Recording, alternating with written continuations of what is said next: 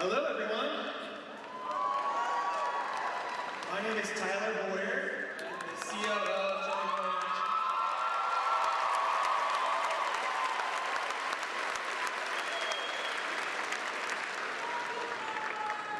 Thank you. We love Charlie. I want to start today by telling the joke that I heard Charlie Kirk tell about 1 million times before he spoke before an audience. Does anybody here know it? Think you know it? So pretend I'm Charlie for a second. I'm Charlie Kirk and I'm from Illinois. We believe in term limits. 1 term in office, 1 term in jail. The second joke he always told before he got before an audience was, wow, there's more people in here than we had at our first event. And there's definitely more people in here than we had at our first event.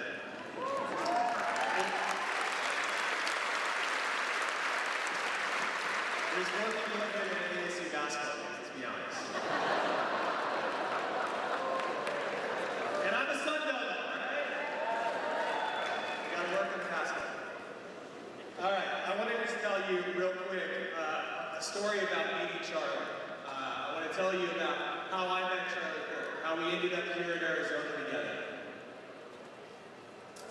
I met Charlie Kirk in 2014. We worked, he talked me into taking a sub-minimum wage job. My wife's in here somewhere. She wasn't really excited about that at the time. But had 2 kids, really young kids, taking a sub-minimum wage job. He put me on a flight, a Spirit Airlines flight. I know, that's where the deal breaker usually was. But I went to ASU, so I was okay with the culture. And I showed up, and it was negative 10 degrees in Chicago. At a Holiday Inn Express. So you kind of layer all those things together, you start to see this beautiful picture of Turning Point USA in the early days. But I walked into that Holiday Inn Express, and I spent what would become 3 days with Charlie Kirk. And I spent just a couple hours one-on-one with Charlie Kirk. And this is before anyone knew who Charlie Kirk was. And I was surrounded by actual conservatives, activists, much like this room, surrounded by conservative activists that actually cared about the movement and wanted to do this. And I looked at Charlie, and I spent those few hours that I had with Charlie in that first encounter ever, negative 10 degrees outside Chicago, didn't know what the heck I was doing, and I walked away from that and going, I can hitch my wagon to this guy. I can hitch my wagon to Charlie Kirk. He was my best friend. We went everywhere together. We had absolutely no money. Absolutely none. Charlie didn't pay himself. Like I said, I had a sub-minimum wage job. Charlie didn't pay himself for the first, 5 or 6 years of Turning Point. On campus, it was almost impossible to get people to stop. Here at ASU, kids would walk up screaming at us, calling us fascists. That's not a new thing. They've been doing that for now 15, 20 years. But on campus, it was right in the middle of Bernie Sanders running for office. Remember that? He was running for president. So I set up this sign. So this sign right here was actually my sign.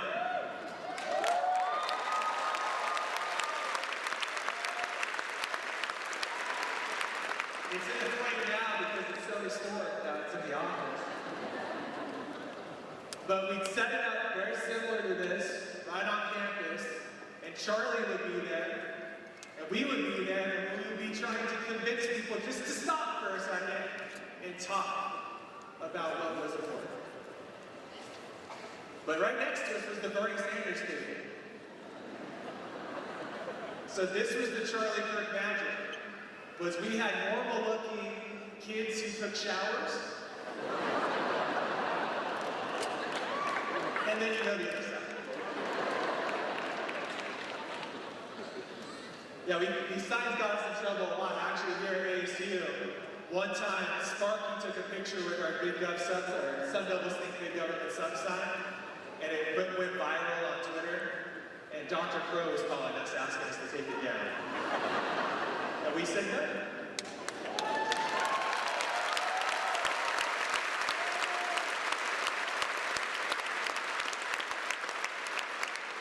Not far from here, just a few hundred yards from where we're at right now, we hosted the first ever Turning Point USA rally event, speaking event that Charlie ever participated in. It was Charlie Kirk and Rand Paul, and we held it in the gym right nearby. I organized it. It was an incredible event. It was the best event, some people said. But that's when Charlie figured out he could really do really well in this whole speaking thing. I made a huge mistake that day, though. We had a backdrop behind us. You've probably seen them on all our stuff. Oftentimes we'll have a backdrop. ASU wouldn't allow one every day because it's a rotunda. But we usually had a backdrop. We had an early backdrop, but we only had one. And it was at this event, and we were so excited, and it was so fun, and we had hundreds of people that showed up, almost 1,000 people who showed up to this rally, this big thing, and left. We forgot to pack up the sign, the backdrop. And what ended up happening was, very quickly, the staff threw it in the trash compactor, and when I came back, it was already compacted. I felt really bad, because I told you, Turning Point didn't have any money. So we had spent, quite a few $100s, maybe $1,000 on that backdrop, and I went to Charlie and I said, Charlie, I got some really bad news for you. That event went really well, but we're going to have to buy a new backdrop. And I'll tell you, my friend, our friend Charlie, was the most forgiving person that you'd ever meet. He didn't care about that. What he cared about was what we were just able to accomplish. He didn't care about the mistakes that people made, the flaws that they had. Trust me, a bunch of us kids, 20-something-year-old kids running a massive organization and turning into what Turning Point USA is today, have a lot of flaws. But we did huge things along the way. We traveled around with Donald Trump Jr.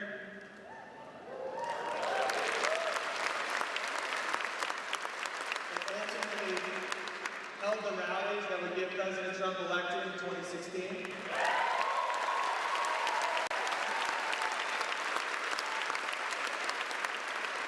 I was privileged to hang out and have long, wonderful religious conversations with Charlie Kirk and Dennis Prager.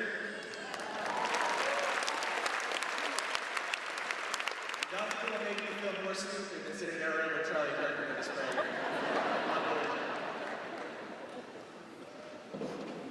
We would fly to see important people, billionaires, sit down with them, trying to explain what big government sucks mean.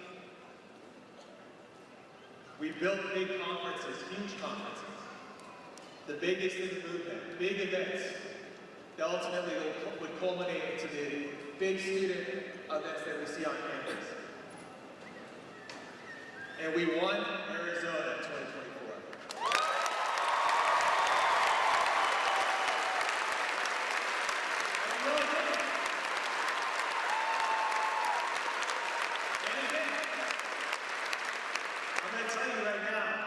No person that Charlie Kirk loved more than our Vice President, J.D. Vance.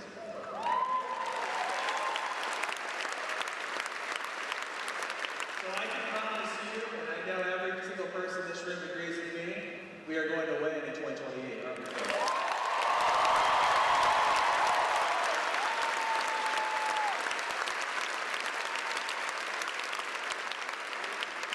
2026 is going to be the Charlie Kirk election.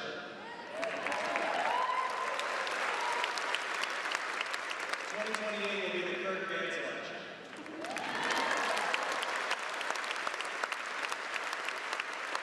But I want to tell you all, my favorite memories of all are just being with Charlie. One-on-one. Solving the life's problems, big problems. Just one-on-one, just talking till late in the hours. We often would talk about how we worked on a 24-hour schedule. Charlie was oftentimes traveling all he would go to sleep, I would stay up, I would be up long, and by the time he would wake up is when I would go to sleep, and we were never off the clock. We worried about specific people. Many people who are in this room today. Many staff members who helped build Turning Point to what it is today. He worried and loved about people individually. He thought about people individually. And with a person with as magnanimous of a spirit as he has, and as big and lion-hearted as he is, he cared about a little guy. He cared about the person that just started at Turning Point. He cared about the person who was in the corner of a rally or a room and would approach him. I saw him do that many times.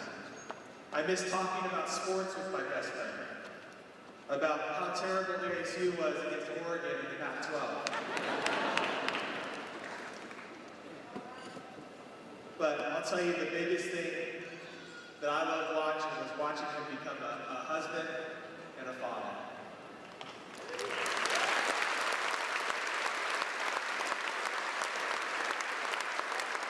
We love Eric Kirk, don't we?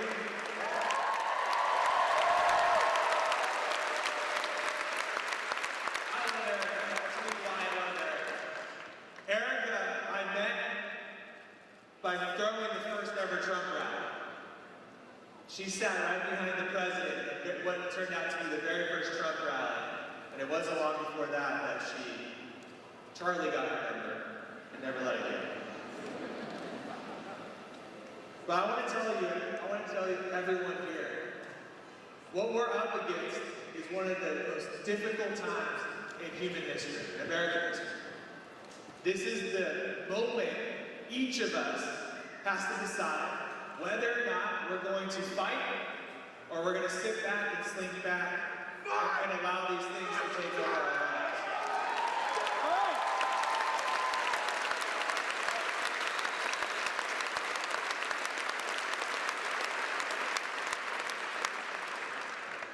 And folks, I'm going to tell you right now, if this crazy leftist radicalization is happening in Utah, it's happening everywhere.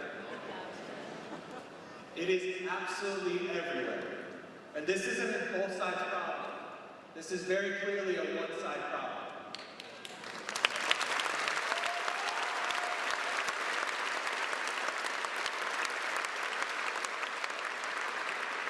So we have a job to do. And this is the promise that I'm going to make to you as the leader of Turning Point Action. Charlie showed us the way. He wanted you to go to church. Go to church. It's that simple. You don't have to be good at it. You just have to go. Support or join a Turning Point USA chapter at high school and college levels.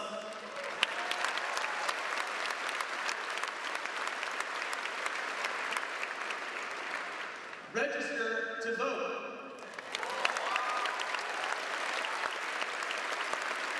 There are people in here right now not registered to vote. Vote! You know how we know that? Because you all signed up for this. There are lots of people in here not registered to vote. You have to register to vote. You have to participate.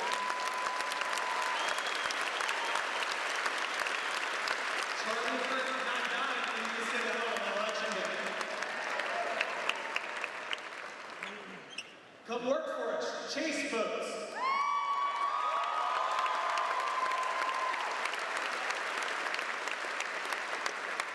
Get with us. Volunteer. Spend your time. Help talk to your neighbors. Get out of the house. Touch grass. Talk to your people.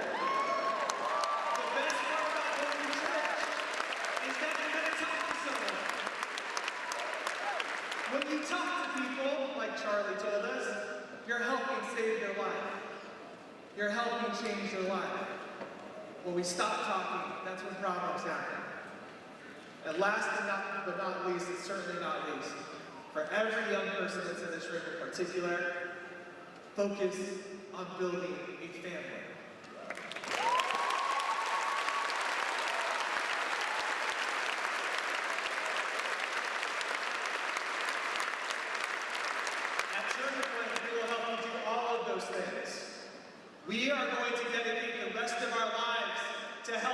do all of those things. We are going to do this for Charlie. For Charlie. I hope you'll join us.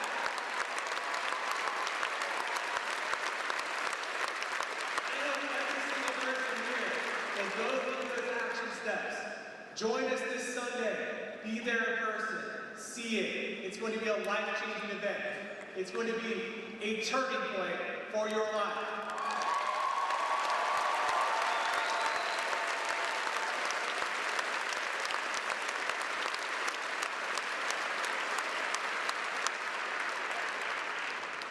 I tell people this, I'll finish on this. I've been telling people this all week. I would trade in everything that we spent all those years building a turning point just to have Charlie back. We would trade in every single blessing that we've seen over the last week that's occurred. But you know what? Charlie Kirk wouldn't do that. Charlie Kirk is looking down on this right now, and he's really excited about all of the action that's happening right now. Really excited. You know how I know that? Because I know Charlie Kirk. You know Charlie Kirk. Who Charlie Kirk was, and you listen to him every single day, is who Charlie Kirk was in private. And he is so excited. The only thing is he wishes he was here to tell us exactly what to do. Charlie would want us to fight!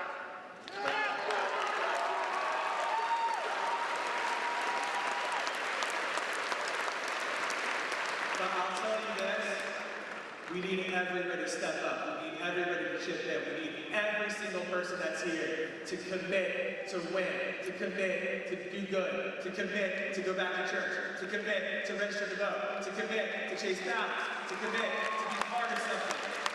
That's what Charlie Kirk wants.